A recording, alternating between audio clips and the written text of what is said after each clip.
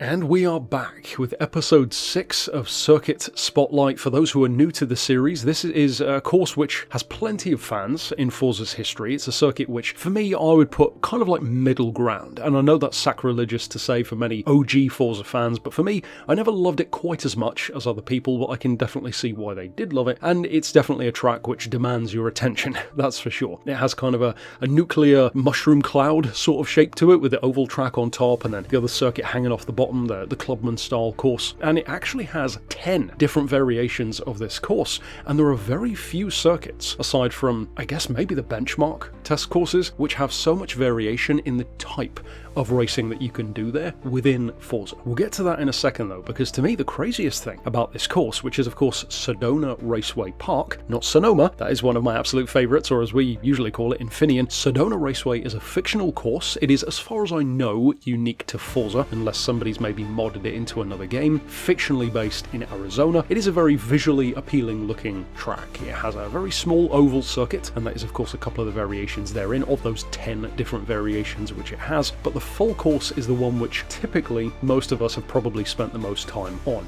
in that anti-clockwise standard variation in particular, which you'll see most of my driving here in the video doing, such as for example in the Aston Loma. First things first then, let's run through the different variations. You've got the full course and the reverse version of that full course. You've got about 11 or so turns. It's kind of hard to tell because the breakdown of the turns isn't that exact from what I could find online. From the map layout, which again is fairly crudely ripped into this clip art style image so that I can show you, you can kind of make out a few different corners, and if you do look on screen while I'm driving the car, you can kind of count the corners based on the corner scores that it gives you around the track. So somewhere around a dozen or so corners, in other words, maybe just over, just under, depending on who you ask. It's 4.13 miles long, so decent length of a lap. It doesn't take too long though, because it is a very, very high speed course, especially the oval section of course. That's 6.65 kilometers. Then you've got the clubman course, which of course is the lower section of the track only. This is the kind of track which you'll see more so earlier on or in lower level events within the career modes of Forza 3 and 4, and of course there's the reverse variant of that one as well.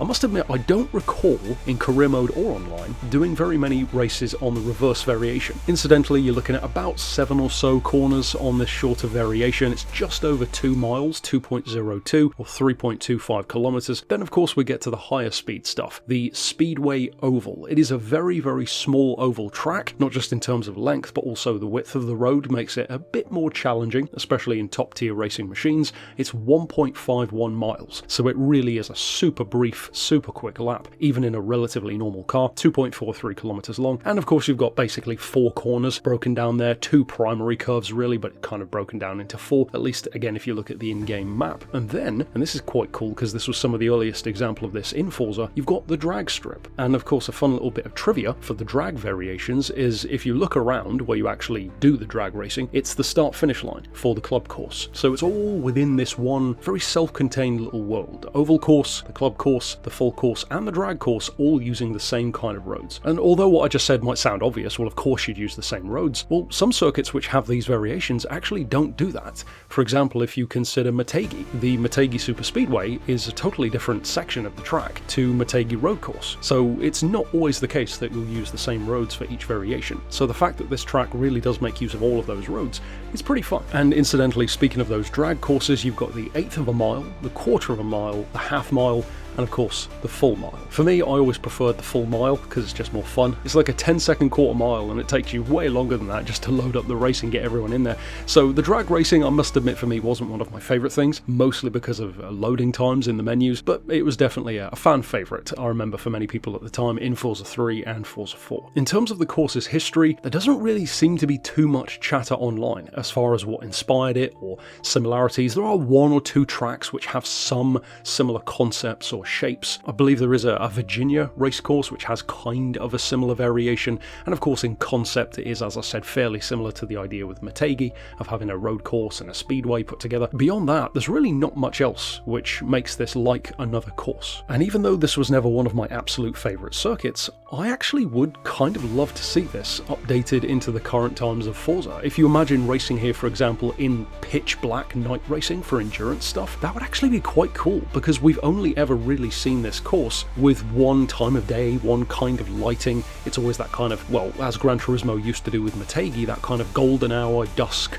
sort of vibe. And seeing it, or not seeing it, in pitch black conditions or on a really bright, clear day, it'd be quite fun to see the track, maybe even with different weather conditions, although in Arizona that's probably not quite as likely. But yeah, I think the possibility of bringing a course like this back is definitely there, and I think a lot of fans would really love to see it come back. It might not be up there as much as something like a Fujimi Kaido or a Maple Valley in terms of just how iconic it is, but it's pretty iconic in its own way. And in terms of my personal favourite corner or section on the track, well, again, they don't tend to really name the corners, so it's hard to refer to it by name, but I'll show you here in the video, plus probably the map on screen. My favourite section, I think, is funnily enough about the same on both versions, and that is the very bottom of the track, where you've got the relatively straight section before where the drag racing is held, and you've got those couple of like slalom sections, because if you get it wrong, you'll get bogged right down in the sand, especially on the second one, and you'll know exactly what I'm talking about if you've played any Forza 3 and Forza 4. You try and cut that corner, it's not going to go well for you, but if you get it right, if you really get it spot on, you can make up a lot of ground over the AI. If you're racing against people online back in the day, you can make up a ton of ground or catch up with people if they made that same mistake on the sand. So for me, I'd say that's probably my favourite section, and funnily enough, with the way the lap is done, at least in the normal anti-clockwise variation, it's kind of like turn 7 on both versions of the track, if you look at the corner count before it, which is kind of crazy. Aside from that though, there doesn't seem to be too much history or trivia that I can find about the track. If you are perhaps privy to some information, I would love to talk to the folks at Turn 10, for example, about maybe what inspired the track or what made them go for this. But yeah, it's a very iconic circuit which has been gone for quite a while, and to me the absolute craziest thing about this is when you really do look it up online and realise, oh yeah, hang on a second, this was only ever featured in 2 games, and yet this track made such a huge impression on the player base that just from being in Forza 3 and 4 alone made it this legendary circuit with so many career mode events, so many online races, so much drag racing, oval racing. It really did become an instant classic in the Forza community. I would strongly urge you to check out the previous episodes. They are in their own playlist, which of course I'll put here on screen and probably down in the description as well, so check those out. Plenty of iconic courses and more, plenty more, hundreds more to come in future as well. But for now, thanks for watching.